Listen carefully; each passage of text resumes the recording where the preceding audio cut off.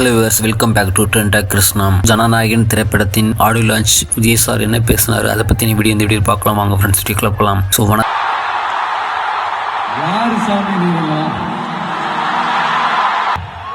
என் நெஞ்சில் குடியிருக்கும்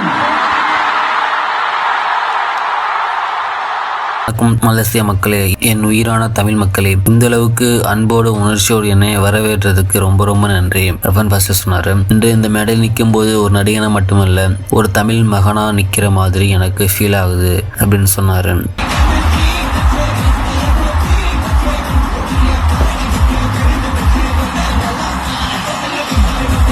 அடுத்து மலேசியா பற்றி சொன்னார். மலேசியாவுக்கு வந்தாலே ஒரு ஹோம் ஃபீல் கிடைக்கும். தமிழ் மொழி, தமிழ் கலாச்சாரம் எல்லாத்தையும் இவ்வளோ உயிரோடு நீங்கள் காப்பாற்றிட்டு இருக்கிறீங்க அப்படின்னு சொன்னார். தலைமுறையா தமிழ் பேசுகிறீங்க, தமிழ் படங்களை கொண்டாடுறீங்க, அதுதான் தமிழ் இனத்தோட ஸ்ட்ரென்த்துன்னு சொன்னார். 33 வருஷம் ஜேர்னி ரிஃப்ளெக்ஷன். 33 வருஷம் சுலபமாக சொல்லிடலாம். ஆனால் அந்த 33 வருஷத்துக்குள்ள எவ்வளோ கஷ்டம், எவ்வளோ சந்தோஷம், எவ்வளோ லெசன்ஸ். ஒவ்வொரு படமும் எனக்கு ஒரு லைஃப் லெசன். சினிமா எனக்கு வேலை மட்டும் இல்லை, அது என் வாழ்க்கை. அடுத்த ஃபேன்ஸை பற்றி சொன்னார்.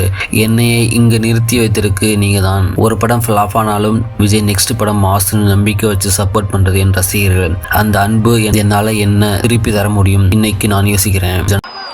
எனக்காக எல்லாத்தையும் விட்டு கொடுத்த என்னுடைய ரசிகர்களுக்காக நான் சினிமாவையே விட்டு கொடுக்கிறேன். இந்த விஜய் சும்மா நன்றின்னு சொல்லிட்டு போறவன் கிடையாது. நன்றி கடனை தீர்த்துட்டு தான் போவான்.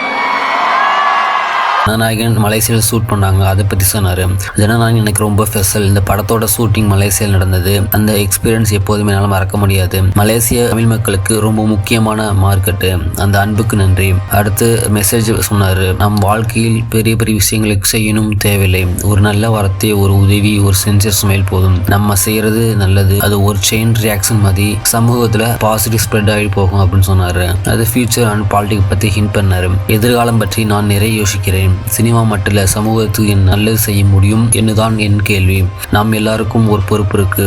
நான் உங்களோட அன்போடு நம்பிக்கையோடு என்ன செய்யணும் அதை செய்வேன் என்று அவன் சொன்னார். மலேசிய தமிழ் மக்களே, இந்த அன்பை என்னால் எப்பவும் மறக்க முடியாது. எப்போதும் உங்க தளபதி உங்க கூட தான். ரொம்ப நன்றின்னு சொல்லி க்ளோஸ் பண்ணிட்டார். இதுதான் ஃப்ரெண்ட்ஸ் தளபதி ஆடியோ லான்ச்சில் ஸ்பீச் பண்ண முக்கியமான highlight. So thank for friends. மற்றொரு வீடியோ மீட் பண்ணலாம். Thank friends.